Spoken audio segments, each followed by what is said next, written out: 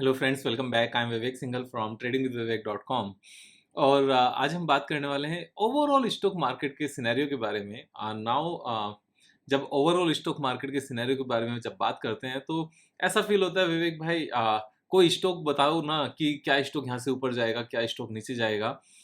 तो वो वीडियोस तो आती ही हैं यहाँ पर, लेकिन ओवरऑल अंडरस्टैंडिंग स्टॉक मार्केट में रखना उससे ज़्यादा इम्पोर्टेंट है जो स्टॉक से रिलेटेड वीडियोस हों। यहाँ इस बात को समझने की ज़रूरत है कि ओवरऑल अंडरस्टैंडिंग जब तक नहीं होगी मार्केट के बारे में, मार्केट सिचुएशंस में किस तरह की सिचुएशन में क्या करना चाहिए, जब तक ये चीज़ समझ में नहीं आएगी, तब तक अगर स्टॉक के बारे में वीडियोस बन भी गई, आपको समझ में भी आया, जो मैंने एनालिसिस की वो आपको समझ में भी आई और आपने अपने बेस पर उसको ट्रेड भी लिया, तब भी उस ट्रेड को आप होल्ड नहीं कर पाओगे अगर बेसिक का ओवरऑल मार्केट का जो एनवायरनमेंट है वो चीज़ें अगर हम कंसिडर ना करें। तो ऐसे में जो भी ट्रेडर्स हैं वो अलग अलग कैटेगरीज में डिवाइडेड हैं। कुछ लोग एफ एंड ओ ट्रेडर्स हैं, कुछ इंट्राडे हैं, कुछ स्विंग ट्रेडर्स हैं, कुछ लॉन्ग टर्म ट्रेडर्स हैं और कुछ म्यूचुअल फंड इन्वेस्टर्स हैं। तो लॉन्ग टर्म ट्रेडर्स और इक्विटी इन्वेस्टर्स ये दोनों साथ में ही क्लब हो जाते हैं। मीन्स ऐसे बहुत कम लोग हैं जिन्होंने स्टॉक्स आज परचेज किए और फिर 20 साल तक रखे, 30 इयर्स तक रखे। ऐसे बहुत कम लोग हैं, लेकिन इस तरह के बेनिफिट्स अगर लेने हैं तो म्यूचुअल फंड थोड़ा सा ज़्यादा समझ में आता है। उसका रीज़न है कि म्यूचुअल फंड में जब कभी भी फंड हाउसेस को ये चीज़ फील होती है कि ये पर्टिकुलर स्टॉक बेकार हो गया, तो उससे वो निकल जाते हैं और दूसरे को वो एंटर करा लेते हैं अपनी उस स्कीम में। लेकिन यहाँ पर इस चीज़ को कंटिन्यूअसली ट्रैक करते रहना कि स्टॉक अच्छा कर रहा है या नहीं कर रहा है, वो थोड़ा सा चैलेंजिंग होता है लॉन्ग टर्म होल्डिंग के केस में। और अगर लॉन्ग टर्म होल्डिंग करनी है और लगातार ट्रैक करना है स्टॉक को, तो फिर उससे ज़्यादा पैसे बनते हैं ट्रेडिंग में। यहाँ पर इसीलिए मैं ट्रेडिंग का नाम देता हूँ इसको, वेरी लॉन्ग टर्म इन्वेस्टिंग का नाम नहीं देता। वेरी लॉन्ग टर्म जो इन्वेस्टर्स हैं वो बेसिकली प्रमोटर्स ही हैं कंपनीज के, और बाकी कोई नहीं। या फिर म्यूचुअल फंड हाउसेस हैं जो डीआईआईज हैं या फिर एफआईआईज हैं जो बाहर की कंट्रीज के म्यूचुअल फंड्स हैं। तो एफआईआईज, डीआईआईज, प्रमोटर्स ये तो एक्चुअल में लॉन्ग टर्म इन्वेस्टर्स हैं इक्विटी में। अदरवाइज बाकी हम सब ट्रेडर्स ही हैं। किसी का टाइम होराइजन कितना है, किसी का कितना है। कोई स्मॉल कैप में ज्यादा अच्छे से ट्रेड कर पाता है, किसी को मिड कैप अच्छा लगता है, किसी को लार्ज कैप अच्छा लगता है। तो यहाँ पर मेरा कहना तो ये होता है कि जो चीजें आपको समझ में आए उसमें ट्रेड करो। लार्ज कैप, मिड कैप या स्मॉल कैप से बहुत ज्यादा फर्क नहीं पड़ता। बस इतना ध्यान में रखना होता है कि अगर हम स्मॉल कैप को 50% डाउन होने पर परचेज करने की बात करते हैं तो लार्ज कैप में हम सेम बातें नहीं कर सकते, क्योंकि शायद लार्ज कैप में जो अच्छी कंपनीज हैं वो 50% डाउन हो ही नहीं।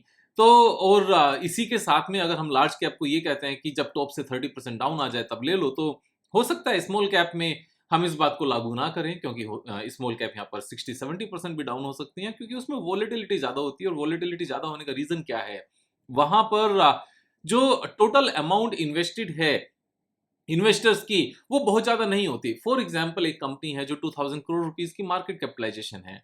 अब उसमें से प्रमोटर्स के पास फॉर एग्जांपल 60% शेयर होल्डिंग है, मींस 1200 करोड़ रुपीस 2000 करोड़ में से प्रमोटर्स के पास है, और बची हुई 800 करोड़ यहाँ पर पब्लिक के पास है। अब ये पब्लिक के पास भी है, और एफ भी है, डी भी है, और एच भी हैं।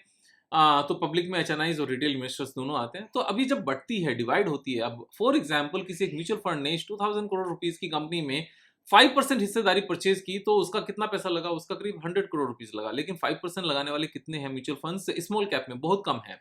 तो सपोज अगर 2% लगाया तो ये अमाउंट बहुत छोटी सी अमाउंट हो गई, और टोटल अमाउंट मीन्स 80 करोड़ के आसपास है। 4% पर, 2% पर ये 40 करोड़ के आसपास है।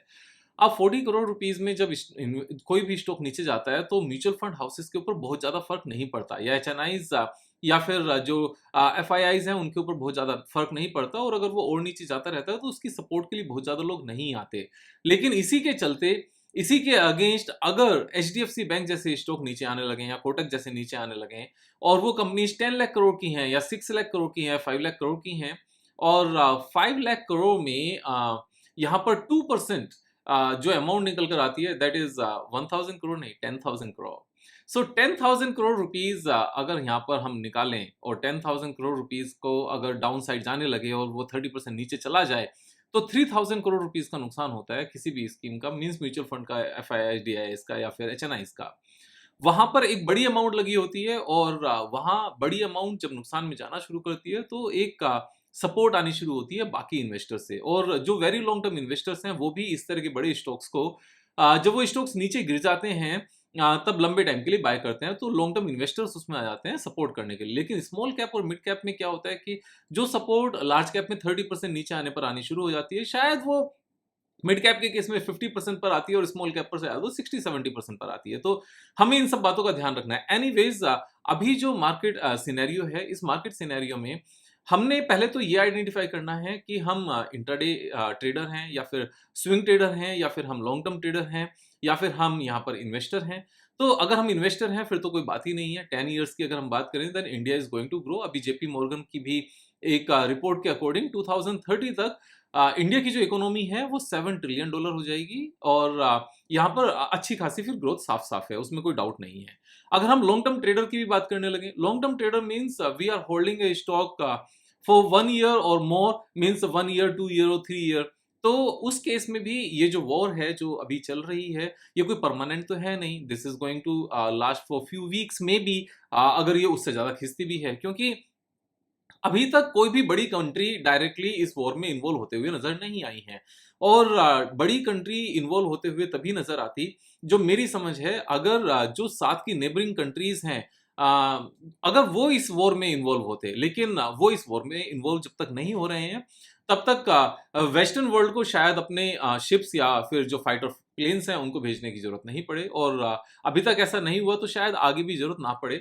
और मीन्स हर कोई यही चाहता है कि वॉर जैसी सिचुएशंस ना हो, कोई भी मरे, किसी का भी टाइम से पहले इस दुनिया से जाना अच्छी बात नहीं है। तो वॉर खत्म हो जानी चाहिए, सीज फायर होना चाहिए और अपनी बॉर्डर्स को हर किसी ने सिक्योर करने का जो अधिकार है, बॉर्डर्स सिक्योर किए जाएं ताकि दोबारा से इस तरह की इंसिडेंसेस ना हो।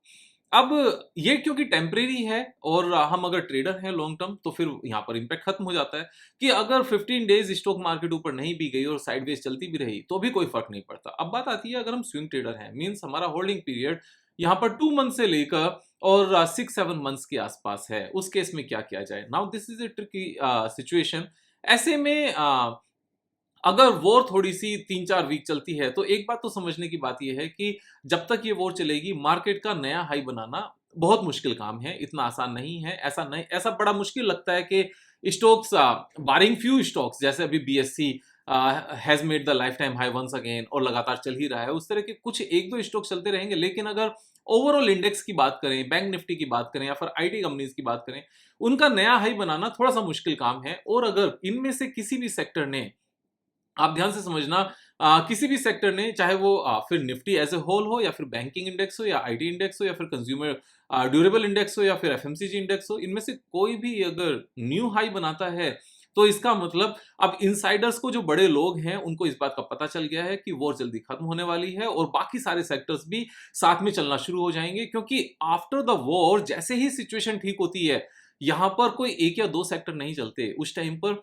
पूरी मार्केट लगातार चलना शुरू करती है। और जिस टाइम तक वॉर खत्म होती है तब तक चीजें ऊपर पहुंच जाती हैं और जो गैप है 10-15% का, जो ये डाउनफॉल अभी आया हुआ है, ये सारा का सारा फिल हो चुका होता है। तो ऐसे में अपनी पोजीशन से डर की वजह से निकलना मेरे हिसाब से अच्छी बात नहीं है। क्योंकि जब तक पूरी तरह से ये चीज फिक्स हो जाएगी, मीन्स कंफर्म हो जाएगी कि ये वॉर खत्म हो गई है, तब तक शायद यहाँ पर काफी सारे स्टॉक्स ऊपर आ चुके होंगे और हमें लेफ्ट आउट फील होगा और बढ़ने के बाद में शायद हम ले नहीं पाएंगे और अभी नुकसान बुक कर लेंगे और उसके बाद में जो प्रॉफिट आता वो अपॉर्चुनिटी भी शायद यहाँ पर खो जाएगी। तो जब हमें इस बात का पता हो कि ये टेम्परेरी सिचुएशन है, ऐसे में अगर अपनी आंखों के सामने स्टॉक प्राइसेस थोड़े से नीचे जा भी रहे हैं ना, तो वो एक इस पूरी ट्रेडिंग साइकोलॉजी का पार्ट है, ये ट्रेडिंग सिस्टम का पार्ट है। यहाँ पर हमें इस बात को समझने की जरूरत है, जब स्टॉक प्राइसेस ऊपर जाते हैं और हमारे टारगेट तक नहीं पहुंचते और इन बिटवीन रैली कर रहे होते हैं और हमारा जो अनरियलाइज्ड गेन है वो बढ़ रहा होता है, तब हम उसको होल्ड करके बैठते हैं और कुछ नहीं करते। सेम सिनेरियो में अगर सपोज हमारा टारगेट अचीव नहीं हुआ और हमने बाय किया हुआ था, पहले थोड़ा सा प्रॉफिट में था, वो अगर वापस से नीचे आना शुरू हो जाए और नीचे आते हुए जो अनरियलाइज्ड गेन था, अनरियलाइज्ड गेन यहाँ से वाइप आउट होता हुआ नजर आए, तो यहाँ इस चीज को परेशान होने की जरूरत नहीं होती कि अभी इसको बुक कर लिया जाए, अभी निकला निकला जाए। एक डिसिप्लिन बेस्ड ट्रेडिंग हमेशा से अच्छी होती है। तो इस तरह का समय हमेशा आएगा जब अनरियलाइज्ड गेन हमारे पोर्टफोलियो में बढ़ रहा होगा और हम कुछ नहीं कर रहे होंगे और इस तरह का भी टाइम आएगा जब अनरियलाइज्ड लॉस हमारे पोर्टफोलियो में थोड़ा-थोड़ा सा बढ़ रहा होगा और हम कुछ नहीं करेंगे, हम चुप बैठे होंगे। जैसे ही जब अनरियलाइज्ड गेन बढ़ रहा है तब हम कुछ नहीं कर रहे हैं क्योंकि टारगेट हिट नहीं हुआ। इसी तरीके से अगर अनरियलाइज्ड लॉस बढ़ रहा है तब भी हमें कुछ नहीं करना चाहिए। ये ध्यान में रखते हुए कि जब टारगेट हिट होगा तब हम निकलेंगे। क्यों? क्योंकि ये जो सिचुएशन है, ये सिचुएशन टेम्परेरी सिचुएशन है। इंडिया की सिचुएशन अभी पाकिस्तान जैसी सिचुएशन नहीं है कि वो धीरे-धीरे उसकी इकोनॉमी खत्म होती जा रही है। वहाँ इन्फ्लेशन ज़रूरत से ज़्यादा बढ़ता जा रहा है और एक्सटर्नल फैक्टर्स नहीं हैं, अपने आप में ही वीकनेस है जिसकी वजह से वो खत्म होते जा रहे हैं। जैसे टर्की की अगर आज की डेट में सिचुएशन देखने लगें तो एक्सटर्नल फैक्टर्स नहीं है, सिर्फ उस कंट्री की खुद की सिचुएशन खराब होती जा रही है। लेकिन इंडिया इनके अगेंस्ट मीन्स इनके अपोजिट वे में एक्सटर्नल फैक्टर्स नहीं है लेकिन अपने आप में स्ट्रांग होता जा रहा है। तो over a period of time अगर इंडिपेंडेंटली देखा जाए तो इंडिया एक ग्रोइंग कंट्री है और लगातार यहाँ पर ग्रो कर रही है।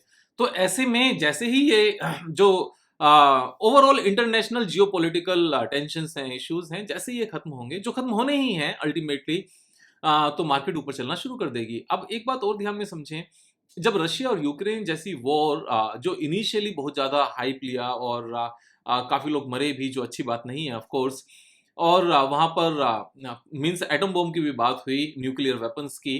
उसके बावजूद भी जब लोगों को वो चीज़ें नॉर्मल लगने लगी, मार्केट वापस से ऊपर चलना शुरू हो गई और इस बीच में यहाँ पर mid cap, small cap, large cap सारे ही ऊपर गए और अच्छी तेज़ी से ऊपर गए, जैसे ही वो चीज़ नॉर्मल नज़र आई। अब इस पर्टिकुलर वॉर में भी ये सिचुएशन नज़र आती है, या तो वॉर रुक जाएगी क्योंकि बिग कंट्रीज़ इन्वॉल्व नहीं हो रही हैं। अगर वो रुक गई तो अपने आप से मार्केट ऊपर चलना शुरू करेगी, और अगर वॉर नहीं रुकी और थोड़ा-सा लंबी चलती गई और बाकी कंट्रीज़ इन्वॉल्व नहीं हुई, तो ये भी रशिया यूक्रेन वॉर की तरह से एक नॉर्मल बात हो जाएगी, रोज़ सुनने की आदत हो जाएगी। लेकिन इसका कंट्री स्पेसिफिक स्टॉक्स पर फ़र्क पड़ना बंद हो जाएगा और सारी ही कंपनीज़ अपने रिज़ल्ट्स के बेस पर, बिज़नेस के बेस पर, यहाँ पर फाइनेंशियल्स के बेस पर और टेक्निकल्स के बेस पर परफ़ॉर्म करना शुरू कर देंगी। सो ये सारा सिनेरियो बड़ा टेम्परेरी है, बड़ा छोटा-सा है। आई डोंट थिंक ये सिचुएशन जो स्टॉक मार्केट के ऊपर भी प्रेशर है, वो ज़्यादा लंबे टाइम तक है। मैक्सिमम अगर मैं देखूँ तो 1 मंथ और 2 मंथ। अब इस बीच में ये सिचुएशन आती है तो क्या किया जाए? किया कुछ नहीं जाए। आप मानकर चलो कि ये स्टॉक मार्केट से एक्चुअल में सिर्फ देख लो, करने का टाइम नहीं है कुछ। करने का टाइम तभी होगा जब ओवरऑल मार्केट के प्रेशर में रहने के बावजूद अपना कोई स्टॉक यहाँ पर टारगेट हिट कर दे, तो उससे निकलने की ज़रूरत होगी। और अगर टारगेट हिट नहीं करता है तो फिर चुपचाप बैठो, ऐसे में बुक्स पढ़ो, ऐसे में जो ऑनलाइन क्लास की वीडियोज़ डाली हुई हैं उनको रिवाइज़ करो और फैमिली के साथ टाइम बिताओ, ईश्वर की आराधना करो। पूरे वर्ल्ड में शांति की अपील करो और भगवान से प्रार्थना करो कि सभी को सद्बुद्धि मिले और कोई भी इस तरह की वॉर में इंडल्ज ना हो। यही सब किया जा सकता है अपने स्किल्स को शार्प करने के लिए। जो टाइम मिलता है वो शार्प करने का टाइम मिला है, तो ऐसे में अपने स्किल्स को शार्प करो और जो आपकी ऊर्जा है, जो आपकी ताकत है, जो चेतना है, जो आपकी प्राण शक्ति है, उसको बढ़ाने की तरफ थोड़ा-सा ध्यान दो। मैं भी यही कोशिश कर रहा हूँ और जब हम किसी काम को करते हैं तो उसका रिज़ल्ट मिलता ही है। उसमें कोई दो राय नहीं है यहाँ पर, या तो अभी मिलेगा या थोड़ा-सा रुक कर मिलेगा। मीन्स ये ऐसा ही होता है जैसे हम बाथरूम से नहाकर निकले तो इमीडिएटली उसका रिज़ल्ट आ गया, और कुछ काम ऐसे होते हैं जिनका रिज़ल्ट इमीडिएटली नहीं आता। फॉर एग्ज़ाम्पल, बच्चे अगर अपनी एग्ज़ाम के लिए तैयारी करते हैं तो तैयारी तो आज कर रहे हैं, लेकिन उसका फल कब मिलेगा? जब वो एग्ज़ाम देंगे उसके बाद रिज़ल्ट आएगा तब फल मिलेगा। तो इसी तरह की सारी चीज़ें हैं। यहाँ पर जब हम आध्यात्मिकता की तरफ जाते हैं, स्पिरिचुअलिटी की तरफ जाते हैं, तो हो सकता है समटाइम्स आपको उसका इम्पैक्ट इमीडिएटली नज़र ना आए, लेकिन वो एक्युमुलेट हो रहा होता है और उसका फिर ज़रूरत पड़ने पर रिज़ल्ट मिलता है, पॉजिटिव रिज़ल्ट मिलता है। तो उस चीज़ को भूलने की ज़रूरत नहीं है। मैं आपके साथ अपना एक्सपीरियंस सिचुएशंस के हिसाब से शेयर करता रहूँगा। इंडिविजुअल स्टॉक स्पेसिफिक वीडियोज़ भी बनती रहेंगी और उसमें एनालिसिस भी होती रहेंगी, बिज़नेस भी हम समझते रहेंगे, टेक्निकल समझते रहेंगे, फाइनेंशियली अगर कुछ गड़बड़ नज़र आएगी तो भी डिस्कस करेंगे और कुछ अच्छी बातें नज़र आएँगी तो वो भी डिस्कस करेंगे। सो आप सीखते रहिए, मैं सिखाता रहूँगा। कल फिर मिलेंगे एक नई वीडियो के साथ, तब तक सब्सक्राइब करना और सब्सक्राइब कराना ये आपका काम है। जय हिंद, जय भारत।